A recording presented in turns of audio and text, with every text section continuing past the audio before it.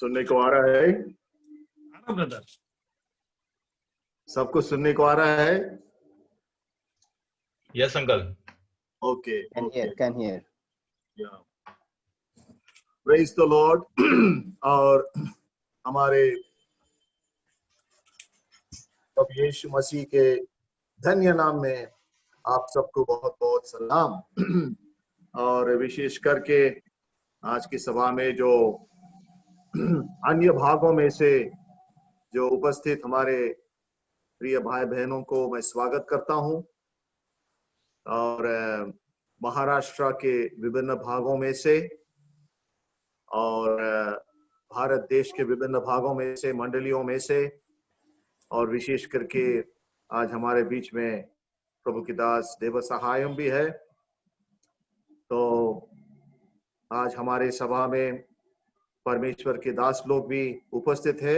उन सबको बड़े प्यार भरे हृदयपूर्वक नमस्कार और सलाम और स्वागत।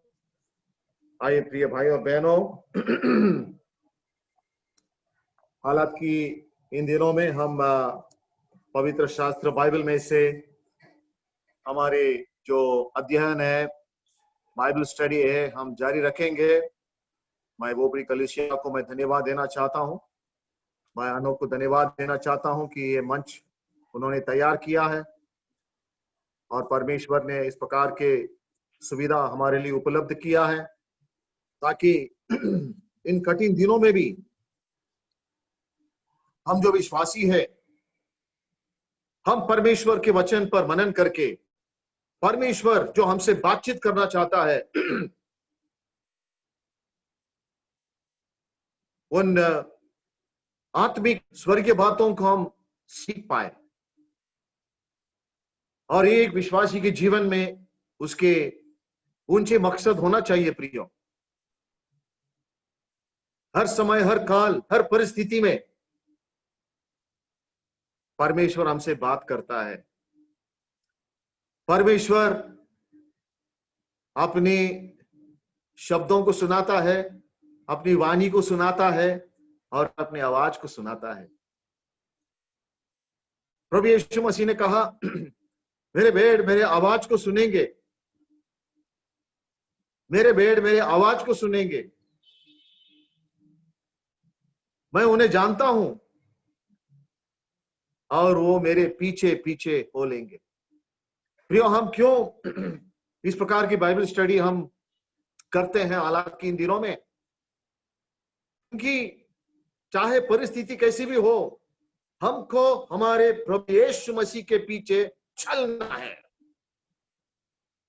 अगर हम वचन के मार्गदर्शन नहीं लेंगे, वचन के प्रकाश और ज्योति हमारे दिलों में नहीं पड़ेगा, तो हम कैसा उसके पीछे चलेंगे प्रियो? हम सबको चलना है क्या नहीं उसके पीछे? We all want to follow Jesus Christ. We want to follow his example. We want to follow in his footsteps. So we have to hear his voice. और हम उसकी आवाज कैसे सुनेंगे? केवल और केवल उसके वचन के द्वारा। इसलिए आज परमेश्वर अपने वचन को भरपूरी से, बहुतायत से, विपुलता से अपने वचन को प्रदान किया है। फिर एक बार प्रभु ने हमको मौका दिया, अवसर दिया कि इस प्रकार के बाइबल स्टडी में ज्वाइन होने के लिए। और जिन जिन भाई और बहन इस सभा में शामिल हुए हैं वो धन्य है। परमेश्वर की आशीष आपके जीवन में, आपके परिवार के जीवन में बहुतायत से परमेश्वर उंडेल दे, ये मेरी प्रार्थना है, ये मेरी कामना है। प्रियो, आइए हम पवित्र शास्त्र के वचन की ओर जाएंगे। Praise the Lord. और आइए पेत्रस की पहली पत्री और उसकी 4वां अध्याय में से हमारे बाइबल स्टडी को जारी रखेंगे। 1 पीटर चैप्टर 4। और मैं समझता हूं कि अब तक जो हमने पढ़े हैं, अब तक तो हमने स्टडी किए हैं, मनन किए हैं, परमेश्वर ने हमारे दिलों को छुआ है। The Lord has touched our lives through the epistle of Peter. Petrus के पत्रस में से परमेश्वर हमारे प्रत्येक के जीवन को छुआ है। और आज भी पेत्रस के पत्र में से हमको बहुत ही अति अवश्य बात, एक बहुत हमारे आत्मिक जरूरतों को मिटाने वाले बात हम पढ़ेंगे। पेत्रस की पहली पत्री और उसकी 4वां अध्याय। अब तक इस अध्याय पर हमने कई सप्ताहों से हम मनन किए हैं प्रियो, और आज इस अध्याय की आखिर भाग में हम आएंगे। पेत्रस की 4वां अध्याय पहली पत्री और उसके 12 से लेकर के 19 तक कोई पढ़ेगा, हिंदी में पढ़ेगा। 1 Peter chapter 4 reading from verse 12 to 19। हे प्रियो, जो कुकृपी अग्नि तुम्हारे परखने के लिए तुम्हें भड़की है, इससे यह समझकर अचंभा न करो कि कोई अनोखी बात तुम पर बीत रही है, पर जैसे जैसे मसीह के दुखों में सहभागी होते हो, आनंद करो, जिससे उसकी महिमा के प्रकट होते समय भी तुम आनंदित और मगन हो। फिर यदि मसीह के नाम के लिए तुम्हारी निंदा की जाती है तो तुम धन्य हो, क्योंकि महिमा का आत्मा, जो परमेश्वर का आत्मा है, तुम पर छाया करता है। तुम में से कोई व्यक्ति हत्यारा या चोर या कुकर्मी होने या पराये काम में हाथ डालने के कारण दुख न पाए, पर यदि मसीह होने के कारण दुख पाए तो लज्जित न हो। इस बात के लिए परमेश्वर की महिमा करे, क्योंकि वह समय आ पहुंचा है कि पहले परमेश्वर के लोगों का न्याय किया जाए, और जबकि न्याय का आरंभ हम ही से होगा तो उनका क्या अंत होगा जो परमेश्वर के सुसमाचार को नहीं मानते। और यदि धर्मी व्यक्ति की कठिनाई से उद्धार पाएगा तो भक्तिहीन और पापी का क्या ठिकाना। इसलिए जो परमेश्वर की इच्छा के अनुसार दुख उठाते हैं, वे भलाई करते हुए अपने अपने प्राण को विश्वास योग्य सृजनहार के हाथ में सौंप दे। परमेश्वर अपने पढ़े हुए वचन पर आशीष दे प्रियो, और हम प्रार्थना करेंगे कि ये भाग जो हमारे लिए परमेश्वर ने आज पढ़ने के लिए उपलब्ध किया है, इसमें से परमेश्वर हमको क्या सिखाना चाहता है, पवित्र आत्मा हमको क्या सिखाना चाहता है। ये प्रत्येक विश्वासी जो इस बाइबल स्टडी में अपने अपने घरों में उपस्थित है, ये पेत्रस की पत्री को, इन 5 अध्यायों को ये ठीक से आप पढ़ लेना। हम इस संसार में परदेशी और यात्री करके हैं, यहां पर हम ज्यादा दिन रहने वाले नहीं है प्रियो। शायद हम कई प्लान्स बनाए रखे होंगे, लेकिन एक बात याद रखना, हमने इस अध्याय में से 7 से लेकर के 11 तक कई सप्ताहों से मनन किए। इसमें से हमको ठीक मालूम पड़ा कि समय अति निकट आ गया है। हमारे खुद के प्लान भविष्य के लिए कुछ चलने वाला नहीं है। Man proposes and God disposes. हमको प्रभु यीशु मसीह के जो कलीसिया के लिए दोबारा आने का दिन बहुत समीप आया है, हमको उस भविष्य के लिए हमको तैयार करना है प्रियो। और हमने देखे हमारी जिम्मेदारी क्या है, एक दूसरे के साथ, प्रभु यीशु मसीह के साथ, कलीसिया के साथ, हमारे सेवकाई के बारे में, हमारे दानों के बारे में। हम भले भंडारी बन गए हैं, हमको जब तक हम जिंदा है इस दुनिया में परमेश्वर का सेवा करना है। हमारा उद्योग बाकी कुछ नहीं है। सेवा बोलो तो ना केवल सिर्फ ऐसा पुलपिट में खड़े होकर के प्रचार करना, वो सेवा नहीं है। लेकिन हमने पिछले बार देखे हैं प्रभु के वचन में हर एक विश्वासी को दान दिया है, कृपा दान दिया है। काम बहुत है, काम करने वाला जो इच्छा रखता है उसके लिए काम बहुत है, जिसको इच्छा नहीं है उसके लिए कुछ नहीं है। तो हमने देखे हैं कि छोटी छोटी बातों में हमको कैसा विश्वासु रहना चाहिए।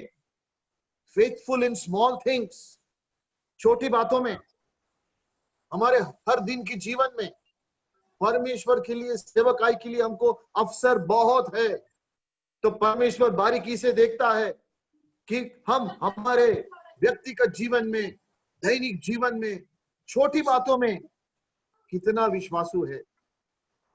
तो पिछले बार हमने देखा कि परमेश्वर ने जो काम हमको सौंपा है, चाहे वो कितनी भी छोटी सी हो, लेकिन उस काम को बड़े दिल से करना है, परमेश्वर के लिए करना है, यीशु मसीह के लिए करना है, विश्वास योग्यता से के लिए करना है, प्यार से करना है, और उसको हम लेखा जोखा देना है, हिसाब देना है, उसकी महिमा के लिए करना है। इसलिए प्रियो, दिन बहुत कम है, तो पेत्रस हमको इन वचनों में से हमको याद दिला रहा है 12 से 19 वचन तक कि जो मकसद से परमेश्वर ने हमको बुलाया कि ये जिंदगी में एक विश्वासी के लिए उसके विश्वास का परीक्षा हो जाएगा। ये जिंदगी में एक विश्वासी को अग्नि परीक्षा से जाना पड़ेगा। ये जिंदगी में एक विश्वासी को सताव को सहना पड़ेगा। ये जिंदगी में एक विश्वासी को प्रभु यीशु मसीह के लिए दुख उठाना पड़ेगा। बहुत एक सीरियस बात है। चाहे बहुत विश्वासी लोग आजकल बहुत हल्के से लेते हैं अपने जीवन को, लेकिन पेत्रस ऐसा एक इंसान था जो प्रभु यीशु मसीह का एक चेला, ना केवल चेला लेकिन उसके एक प्रेरित अपोस्टल,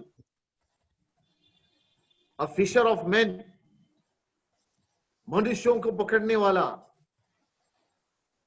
अब वो एक चरवाहा बन गया, एक शेपर्ड ऑफ द चर्च। यहां पर वो लिखता है, वास्तविक बात को लिखता है, उन यहूदी कॉन्वर्ट्स को लिखता है जिन लोगों ने यहूदी धर्म को छोड़ के प्रभु यीशु मसीह को स्वीकार करके अभी वो उनके सामने उनको सताव सामना करना पड़ता है, दुख सहन करना पड़ता है। क्यों? प्रभु यीशु मसीह के लिए, उनकी गवाही के लिए, उनकी साक्षी के लिए, प्रभु यीशु मसीह के नाम के लिए। जी हाँ, ये पेत्रस उनको याद दिलाता है 12 वचन में, उनको पुकारता है, हे प्रियो। पेत्रस अपने जीवन को परख के देखता है।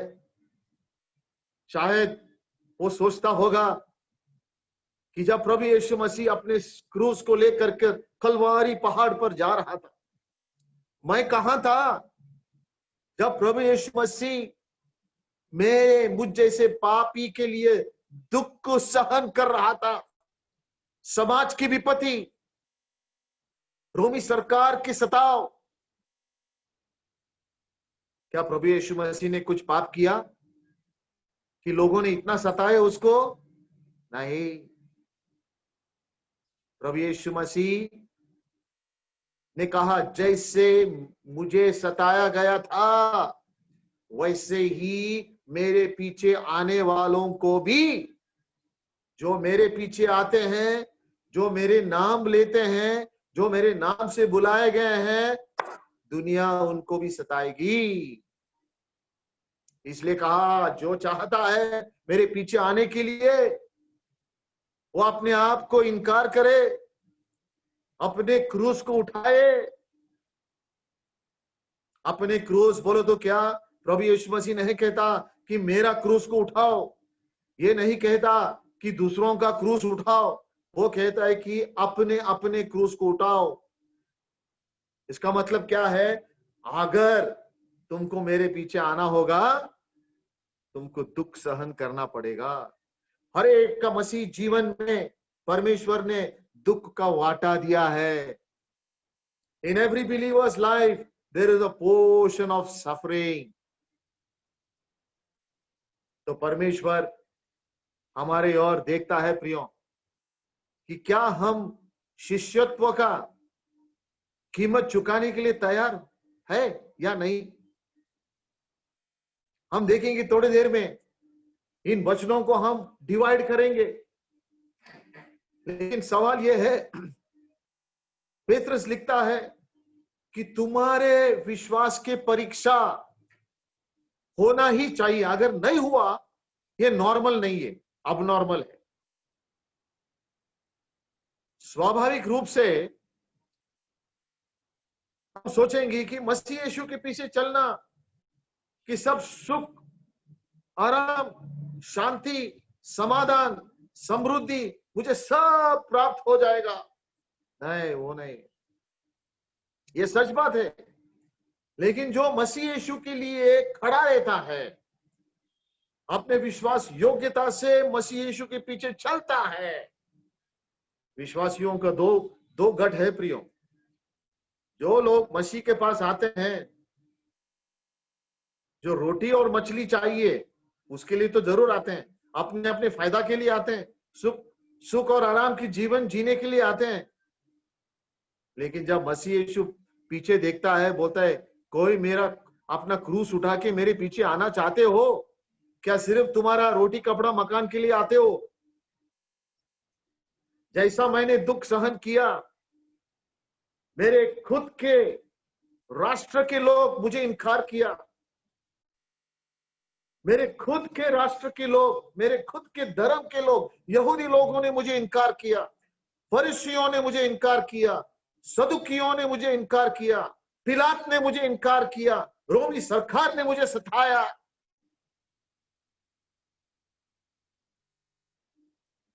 हम देखते हैं प्रभु यीशु मसीह के पुनरुत्थान के बाद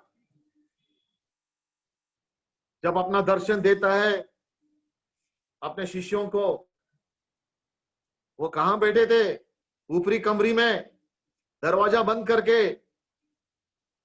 क्यों? यहूदी लोगों के सताव के डर से बैठे थे। अभी क्या होगा? यीशु मसीह चला गया, अभी लोग हमको सताएंगे, बोलेंगे तुम तो उसके चेले थे। अभी जैसा यीशु मसीह को हमने क्रूस पर डाला, तुमको भी हम डाल देंगे। वो डर मर के वहां पर बैठे थे। क्यों? सताव, तकलीफ।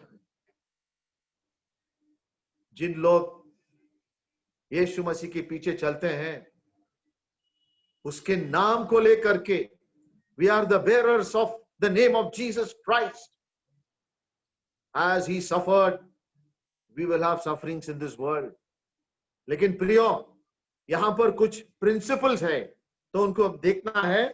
तो ये कुछ डराने का संदेश नहीं है। हाँ, यीशु मसीह के पीछे चलने वाले को सताव आएगा, दुख सहन करना पड़ेगा, ऐसा कोई बात नहीं है, डरने का नहीं है। Don't get afraid. अभी हम देखेंगे वचन में से एक विश्वासी कैसा स्ट्रांग रहना चाहिए प्रियो। और इस भाग में पेतरस धीरे धीरे, टप्पे टप्पे पर, स्टेप बाय स्टेप हमको कितना अद्भुत रीति से इस बात को समझा के बताता है प्रियो। मेरे दिल के लिए बहुत ही एनकरेजिंग, एक सांत्वना देने बात, एक उत्तेजना देने वाली बात। और इसमें से मैं चैलेंज मैं लिया हूं, क्या मैं यीशु मसीह के लिए दुख सहन के लिए तैयार हो सकता हूं? उसी में मेरी आशीष है, उसी में मैं प्रभु को आदर सम्मान मैं कर सकता हूं। हमको प्रभु का नाम को ऊंचा उठाना है क्या? नहीं। क्या हम मामूली जैसे हम क्रिश्चियन, नॉमिनल क्रिश्चियन, प्रभु ने सब आशीष दिया भाई, सब कुछ ठीक ठाक है, by the grace of God I am all right, all right. प्रभु पूछेगा, सताव के लिए तैयार है क्या? ये महामारी के काल में देखो कितने लोग डर गए, विश्वासी लोग अपने अपने दरवाजों को बंद करके बैठ गए अंदर। एक कोविड वायरस से हम डर गए हैं। क्या दरवाजा बंद किया तो कोविड अंदर नहीं आएगा? जरूर आएगा। इतना कि हम बिलीवर्स को भी हम दरवाजे पे नहीं छोड़े, क्यों? डर गए। अगर एक कोविड वायरस से हम डरते हैं प्रियो, सताव आ गया तो हम कितना डर जाएंगे। 6 महीना लोग घर में बैठे, बोलो नहीं जाने का बाहर। क्यों? कोविड काटेगा। बेचारे जो घर में बैठे उनको ही कोविड पकड़ लिया। मैं मजाक नहीं कर रहा हूं। समझो, 6 महीने के बाद गवर्नमेंट ऑफ इंडिया ने कुछ ऐसा रूल पास किया कि जो लोग अभी मसीह का नाम लेते हैं, जो लोग अभी कलीसिया में इकट्ठा होते हैं और वहां पर हराना करते हैं यीशु मसीह का नाम लेकर के, जो लोग अभी यीशु मसीह के सुवार्ता प्रचार करते हैं, या जो लोग दफ्तर में काम करते हैं, तो हमारे जो हिंदू धर्म है उसका वो आदर सम्मान नहीं करते, सबको हम कंट्रोल करेंगे, जो नहीं बोलेगा उनको हकाल दो। तो हम क्या करेंगे भाई? चुपचाप रहेंगे? क्या हम खड़े नहीं होंगे यीशु मसीह के लिए? यही है अभी अभी हमको ये मुद्दा देखना है कि हम यीशु मसीह के साथ है और आगे रहेंगे, आखिर तक रहेंगे, या बीच में लड़ाई का मैदान छोड़ के भाग जाएंगे। किधर भागेंगे? चाइना पाकिस्तान में नहीं भाग सकता हूं, हमको हिंदुस्तान में रहना है। वहीं पर खड़े होकर के हमको ठाम खड़े होकर टनाटन हमको साक्षी देना ही पड़ेगा। लेकिन सताव आया तो लोग बोलेंगे, किसका नाम ले रहा है? तो बोल, चल बाजू में आ जा। क्या करेंगे भाई? सोचो। अभी पढ़िए, हे प्रियो, जो दुख रूपी अग्नि तुम्हारे परखने के लिए तुम में भड़की है, इससे यह समझकर अचंभा न करो कि कोई अनोखी बात तुम पर बीत रही है। कितने विश्वासी को अचंभित हो रहा है कि भाई क्या हो रहा है मेरे लाइफ में? मैं गवाही देता हूं, लोग मुझको देखकर हंसते। मैं मसीह का नाम लेता हूं, लोग हमारे तरफ गलत ढंग से देखते। मैं कुछ सही करने के लिए जाता हूं, मेरा काम नहीं होता। क्या हो रहा है? क्या समझौता कर सकते हैं हम? अभी ये जो वचन है 12, 13, 14, 15, 16, 17, 18, 19, कितना? 8 वचन। इन 8 वचनों को हमको डिवाइड करना है। यहां पर हमको धीरे धीरे हमको स्टडी करना है कि पेत्रस हमको दुख उठाने के बारे में, जो सताव को सामना करने के बारे में, जो निंदा, समाज की निंदा जो हमको सामना करना पड़ेगा, लोगों की निंदा, वो कैसा सामना, उसके बारे में, और कठिनाइयों को किस प्रकार से सामना करना, उसके बारे में। पेत्रस क्या दिखता है, इसके पीछे राज क्या है, मकसद क्या है? क्या मसीह के पीछे चलना बोलो तो कोई दूसरा कुछ बात ही नहीं? क्या सिर्फ सताव को सामना करेगा करने का? फिर क्यों जाने का मसीह के पीछे? मसीह के शिष्य क्यों बनने का? नहीं, ऐसा नहीं प्रियो। अगर प्रभु ने हमको बुलाया है तो शिष्यत्व का कीमत हमको चुकाना पड़ेगा। प्रभु यीशु मसीह हमको अलग किया है, एक अलग पहचान दिया है। हम मसीह के हैं, मैं मसीह का हूं, हम मसीह के हैं। हम गाते हैं बड़ी जो खुशी से, लेकिन सताव के समय में, संकट के समय में, दुख सहन के समय में हम खुशी खुशी मनाओ गाएंगे, तो हमको इसका विभाजन करना पड़ेगा।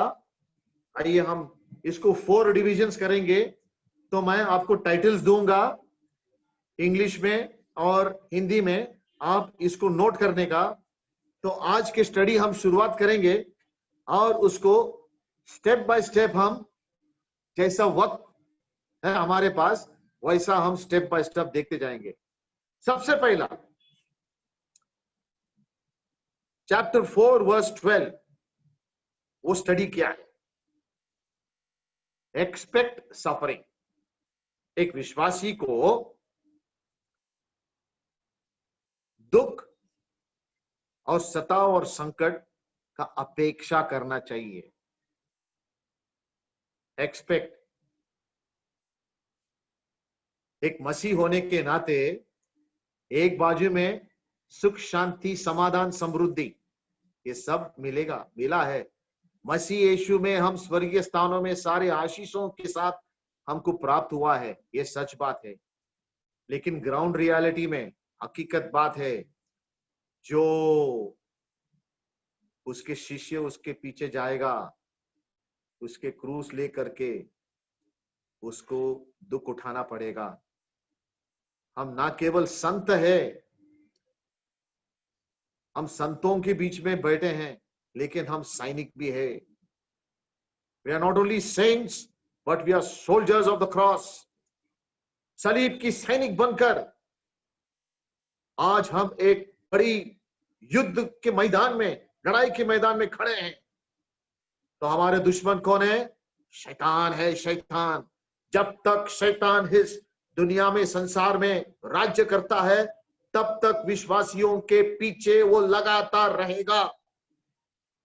शैतान के निशान कौन है प्रियो? विश्वासी लोग। वो डायरेक्टली परमेश्वर को हमला नहीं करता, डायरेक्टली प्रभु यीशु मसीह को हमला नहीं करता। वो विश्वासियों के द्वारा वो फाइट करता है परमेश्वर और प्रभु यीशु मसीह के विरुद्ध में। लेकिन वो पराजित हुआ, हारा हुआ एक दुश्मन है, लेकिन उसके निशानी विश्वासी है। जब तक शैतान इस दुनिया में राज्य करता है, तब तक एक विश्वासी को दुख और संकट को सामना करना ही पड़ेगा। इसमें हम सोचेंगे, इसमें क्या हमारी हानि, हमारी नुकसान? अरे दुख को कौन एक्सपेक्ट करेगा? हमको सुख चाहिए। तो पेत्रस लिखता है, सुख और दुख साथ साथ चलते हैं। जैसे तुम्हारे दाएं हाथ और बाएं हाथ है ना, दाहिने हाथ और बाएं हाथ। जैसे एक पंछी को दो पंखे हैं, एक दाहिने और एक बाएं। अगर हमको उड़ना है, सुख का भी पंखा और दुख का भी, तो ही हम उड़ सकते हैं। प्रियो, दुख को अपेक्षा करो। 4:12 नेक्स्ट टाइटल 13 और 14 में लिखो, दुख और संकट की परिस्थिति और अनुभव में आनंदित रहो, आनंदित रहो। रिजॉइस इन सफरिंग।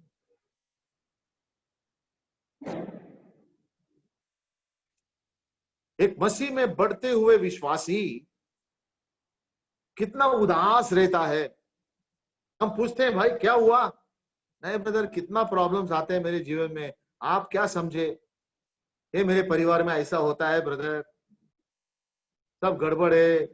हाँ, प्रभु ने सब आशीष दिया उसको, सब एकदम आराम से बैठा, लेकिन क्या है मन में टेंशन।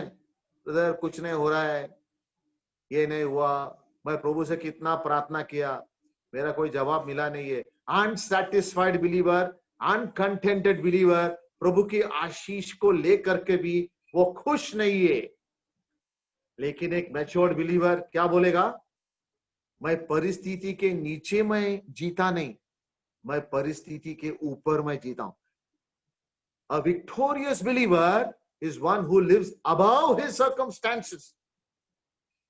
अगर हमको हमारी दैनिक जीवन में लड़ाई में जीत पाना है, तो परिस्थिति के ऊपर हमको रहना चाहिए। A matured believer, a growing believer must learn how to rejoice in suffering. We not only expect a suffering, but we must rejoice in suffering. So we read it in the next, we are going to study that in the next two verses, 13 and 14. Okay, दो title मिल गया। अभी आगे चल के हम पढ़ेंगे। आइए 15 से लेकर कर 18 तक पेत्रस क्या कहता है यहां पर? 15 to 18, वर्स 15, 16, 17, 18 में पेतरस क्या लिखता है मालूम है क्या? अपने आप को जांचो, परीक्षा, स्व परीक्षा, एग्जामिन योर लाइफ। 15 से 18 तक एग्जामिन योर लाइफ। हमारा जीवन कैसा है? Are we in right relationship with God? Are we exercising our discipleship? Are we willing to suffer for the right? Are we willing to suffer for the name of Christ? Are we willing to suffer for righteousness? Examine yourself. अपने आप को जांचो, परीक्षा करो। Open yourself. जैसा दाऊद ने कहा, हे मेरा यहोवा परमेश्वर, सर्च मी ओ गॉड, मुझे परख कर देख, मुझे मेरी गहराइयों में तू जांच के देख प्रभु, मेरे विचार को तू जांच के देख, मेरे मन को तू जांच के देख, और मुझे प्रभु तू मेरे दिल को तू प्रभु तू शुद्ध कर, मेरे दिल को तू समझता है प्रभु, मेरे दिल की गहराइयों को तू देख, अंदर क्या है, मुझे जांच के देख, परख कर देख, और देख अगर कोई मेरे दिल में कोई दुष्टपना है, कोई पाप है, मुझे शुद्ध कर, मुझे शुद्ध कर, और तेरे सनातन के मार्ग में मुझे चला। हमारे जीवन को जांच के देखने का तो 15 से लेकर के 18 तक, और आखिर में 19 वचन में, पहले पेतरस 4 और 19 में टाइटल क्या है? अपने जीवन को परमेश्वर, हमारे विश्वास योग्य निर्माणकर्ता के हाथों में सौंप दे। प्रियो, कितनी अच्छी बात है, देखो, commit your life to God. Commit your life to God.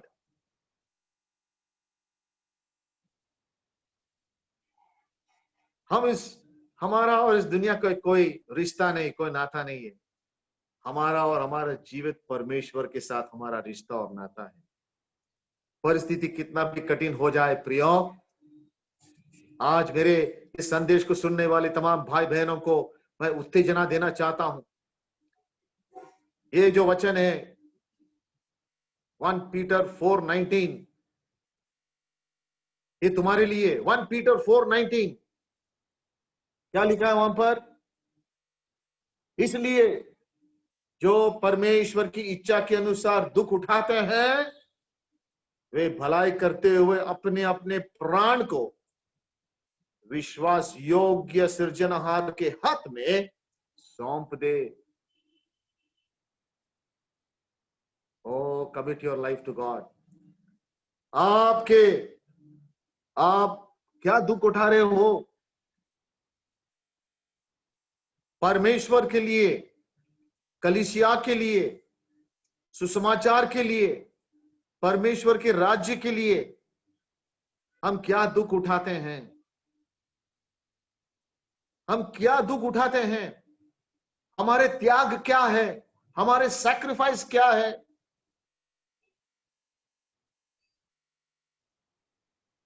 कोरिन्थियों की पहली पत्री 15 और 58 में लिखा है, तुम दृढ़ हो, स्थिर हो और परमेश्वर के सेवकाई में अटल रहो, क्योंकि तुम्हारे परिश्रम, तुम्हारे दुख उठाने का प्रभु में व्यर्थ नहीं है।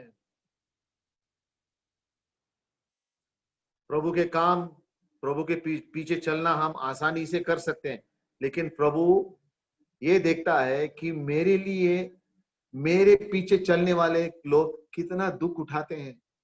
अपने लाइफ में कितना सैक्रिफाइस किया है, उनके पीछे चलने में उनका क्या कीमत है, क्या कीमत दिया है, क्या परिश्रम किया है। ऐसे दो गट के लोग हैं, आसानी से जाने वाले, आसानी का रास्ता और दुख उठाने का रास्ता। तो यहां पर 1 पीटर 4:19, मेरे को ये 4:19 बहुत अच्छा लगता है। और एक रेफरेंस है 4:19 का, कौन बताएगा? बहुत अच्छा वचन है 4:19। 4:19 हमेशा याद रखना। कौन सा 4:19 बोलो? फिलिप्पे 4:19. हा, वाचा ना तुम्ही।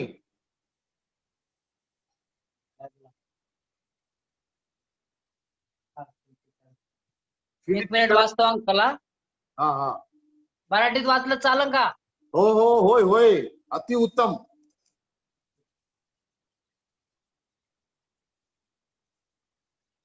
फिलिपियंस 4:19, 1 पीटर 4:19 हमेशा याद रखना। पढ़िए भाई। हाँ पढ़ता.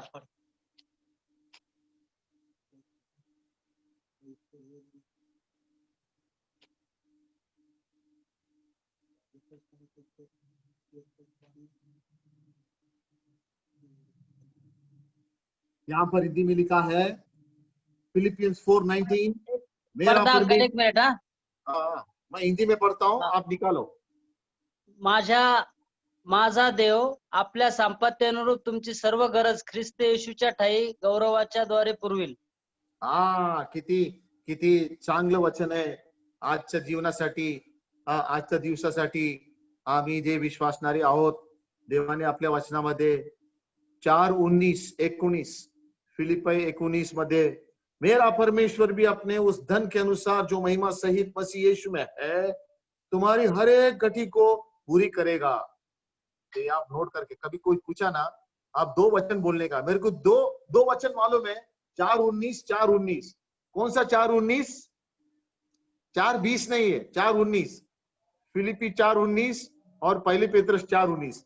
पहले पेत्रस 4:19 में क्या लिखा है? इसलिए जो परमेश्वर की इच्छा के अनुसार दुख उठाते हैं, वे भलाई करते हुए अपने अपने प्राण को विश्वास योग्य सृजनहार के हाथ में सौंप दे।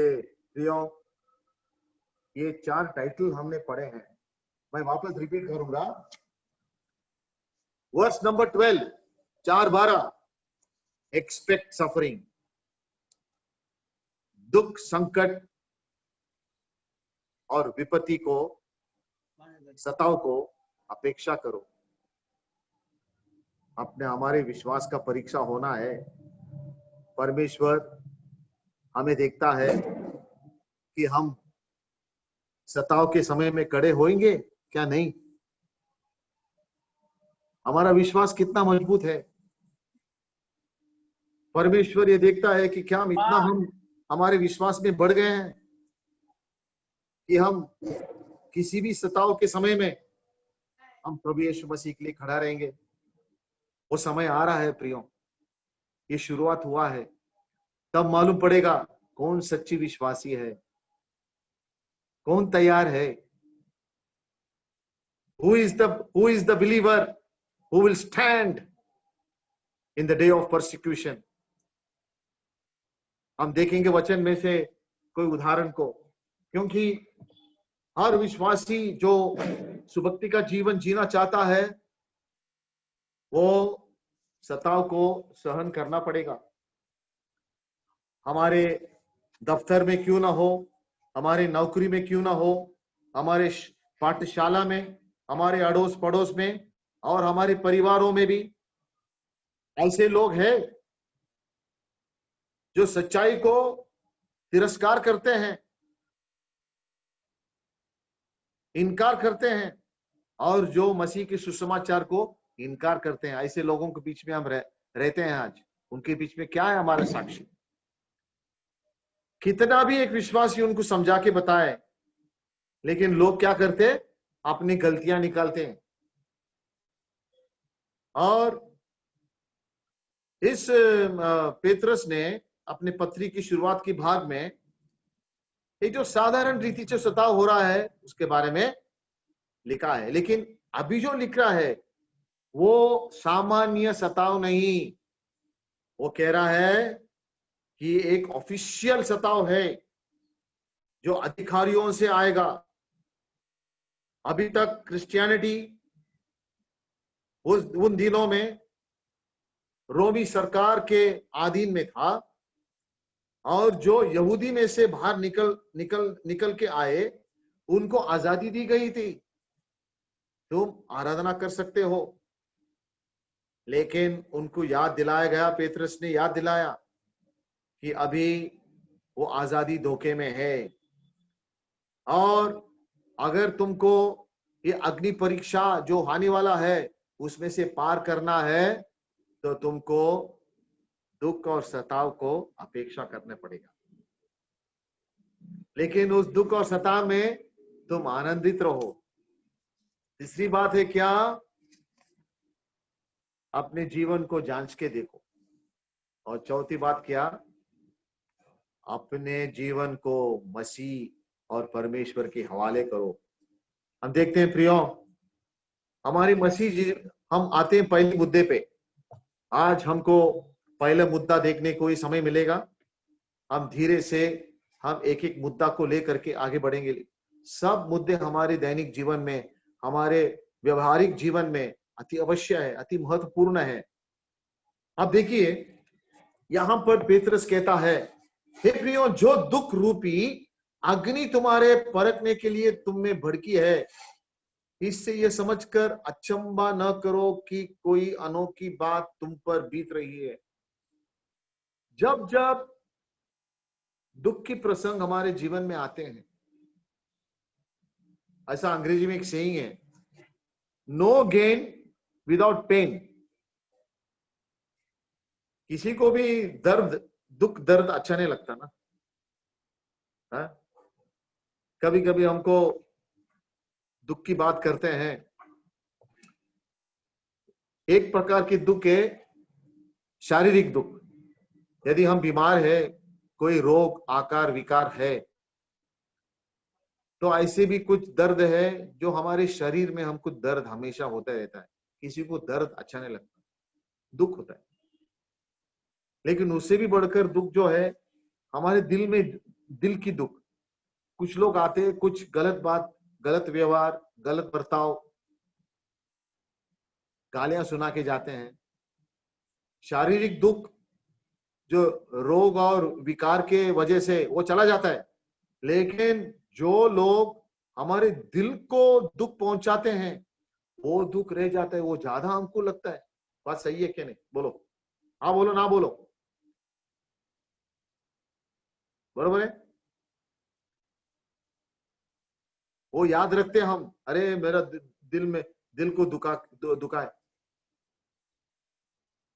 ये दुख की बात नहीं कर रहा है पेतरस यहां पर।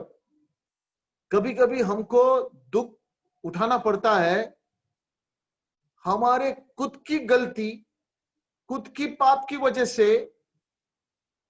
हम हमारे नुकसान करके बैठते। वो भी एक दुख है, वो भी दुख है। हमारे खुद की, कभी कभी दूसरों की गलती के लिए हमको दुख उठाना पड़ता है, कभी कभी हमारे खुद की गलतियां के लिए दुख उठाना पड़ता है। लेकिन पेतरस वो सारे दुखों के बारे में नहीं बताता। यहां पर कौन सा दुख बताता है? अगर हम सच्चाई के लिए हम खड़े होते हैं, तब कोई आकर हमको दुख पहुंचाता है।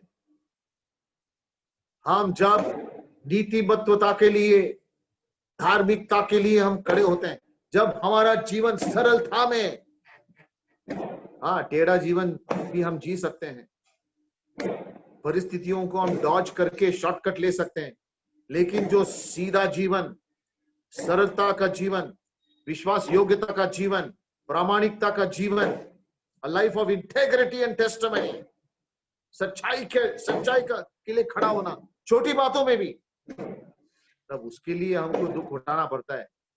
वो बात यहां पर पेतरस लिखता है। राइचियस लाइफ, राइचियस लाइफ बोलो तो सरलता का, प्रामाणिकता का, नीतिमान जीवन, नीतिमत्वता। तो यहां पर हम देखते हैं कि मसीह यीशु के मसीह जीवन के लिए इतिहास में हम देखते हैं कि परमेश्वर के लोग अविश्वासी दुनिया से बहुत कुछ सहन किया है। अविश्वासी से विश्वासी अलग है। कुरिन्थियों की दूसरी पत्री 6:14 से 18 में हम पढ़ते हैं, हमारे जीवन अलग है इस दुनिया में, हमारे जीवन शैली अलग है। दुनिया में जो कुछ चलता है प्रियो, वो झूठे, वो घमंडी और वासना और मोह की सुख, ज्यादा अधिक कमाना, उस स्टाइल में जाता है। लेकिन एक विश्वासी मसीही का जीवन, अपना जीवन कैसा बनाता है? सच्चाई, नम्रता, पवित्रता और जीवित परमेश्वर का महिमा करना। कितना विपरीत जीवन है एक विश्वासी का जीवन और एक अविश्वासी का जीवन। ये फर्क जब हम दिखाते हैं दुनिया को, क्या दुख आएगा क्या नहीं, संकट आएगा क्या नहीं, प्रॉब्लम्स तो आने वाला ही है। लेकिन ऐसे बहुत विश्वासी लोग हैं, जब प्रॉब्लम्स इस प्रकार के आ जाते हैं वो समझौता कर लेते हैं, कॉम्प्रोमाइज। हाँ, कर सकता है, लेकिन वहां पर हम टेस्ट को हम फेल हो जाते हैं टेस्ट में।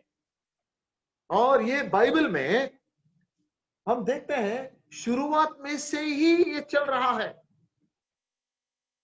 कि अगर कोई धार्मिकता के जीवन जीना चाहता है, नीतिमत्वता का जीवन जीना चाहता है, तो अनीति का जो है वो विरुद्ध में आ जाता है। अनीति और नीतिमत्वता कभी एक नहीं हो सकते, वो हमेशा एक दूसरे लड़ाई करेंगे। बात समझ में आया? इसलिए मैं अभी थोड़ा धीरे से मैं सिखा रहा हूं। अभी शुरुआत में, अभी ये बहुत पुराना कहानी है, पुरानी कहानी। अभी आप बताइए, शुरुआत में ही एक घटना हुई, तो वहां पर एक धार्मिक पुरुष एक नीतिमान पुरुष को मार डाला। सताव वहीं से शुरुआत हुआ। कौन है वो? बताओ। हाबिल। अभी और भी लोग हैं क्या? सुन रहे हो क्या? नहीं? हाँ भाई, सब लोग सुन रहे हो क्या मैसेज? क्या ये वन वे नहीं है, आपको भी जवाब देना पड़ेगा। कौन था वो इंसान? अपने भाई को मार डाला, सताव वहां से शुरुआत हुआ। याद है आपको? केन। बोलो ना, जोर से बोलो जरा, मैं भी सुनूंगा। अभी हमारा केन ने हाबिल को मारा। केन ने आबेल को मारा। केन ने आबेल को मारा। केन क्या बुरा आदमी था क्या? वचन में लिखा है केन एक धार्मिक आदमी था। वो भी परमेश्वर का पूजा कर रहा था, आराधना कर रहा था। अपना वो अर्पण वो परमेश्वर के पास लाया, यानी कि उसको परमेश्वर का डर था। लेकिन हम देखते हैं उत्पत्ति 4:1 से 8 में, यदि वो धार्मिक था, वो अपने भाई बाबेल से द्वेष किया। समझ में आए क्या? आप जाके पढ़ो उत्पत्ति 4:1 से 8 में।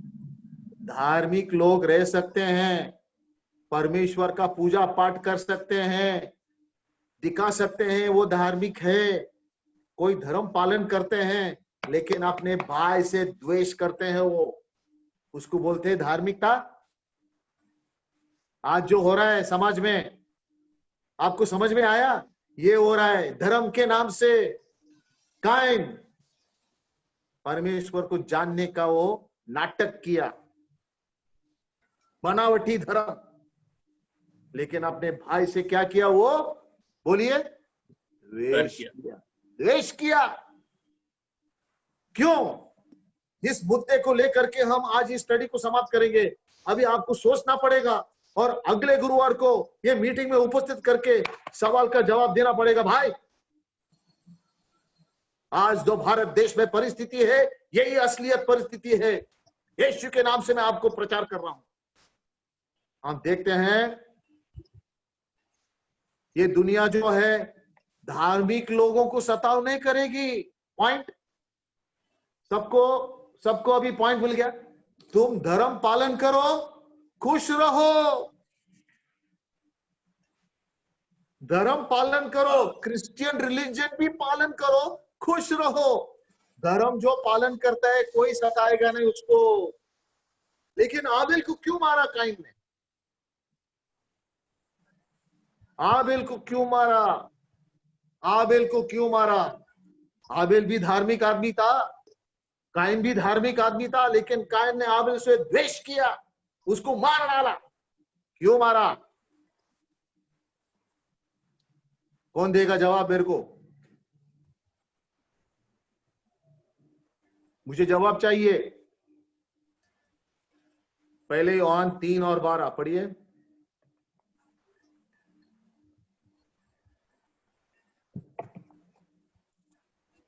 पहले यूहन्ना 3:12। और काइन ने समान न बने जो उस दुष्ट से था। तुम क्या कैन पूजा पाठ कर रहे हो? कैन परमेश्वर की आराधना कर रहे हो? कैन धार्मिकता का नाटक कर रहे हो? कैन के समान न बने प्रियो, कैन के समान न बने। क्यों? जो उस दुष्ट से था, वो दुष्ट आदमी था। हर जो पूजा पाठ करता है वो सज्जन नहीं रहता है। कैन भी पूजा पाठ किया परमेश्वर का, लेकिन वो दुष्ट थे, शैतान के था वो।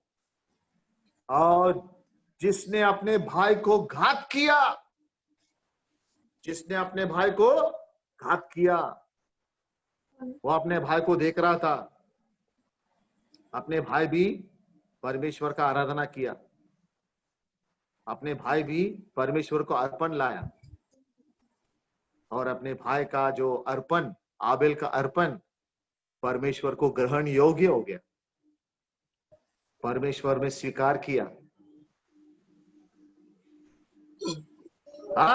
अभी देखो, आगे पढ़ो। और उसे किस कारण घात किया? किस कारण घात किया? पढ़ो। इस कारण कि उसके काम बुरे थे। किसका? कैन का काम बुरे थे, और उसके भाई का काम धर्म के थे। आप पूजा कर सकते हो, लेकिन तुम्हारा काम बुरा है। क्यों? तुम्हारा दिल बुरा है। लेकिन आबेल का काम बुरा नहीं था, धार्मिक था, नीतिमत्वता का था, उसका दिल सच्चा था। आइए प्रियो, आगे हम बढ़ेंगे। अभी वक्त समाप्त हो गया है। प्रभु की इच्छा हो तो हम धीरे धीरे इस विषय को आगे लेकर के परमेश्वर हमारे दिलों में बातचीत करे। परमेश्वर अपने वचन पर आशीष दे, और परमेश्वर आप सब पर आशीष दे। जय मसीह की। Praise the Lord. प्रभु की स्तुति हो।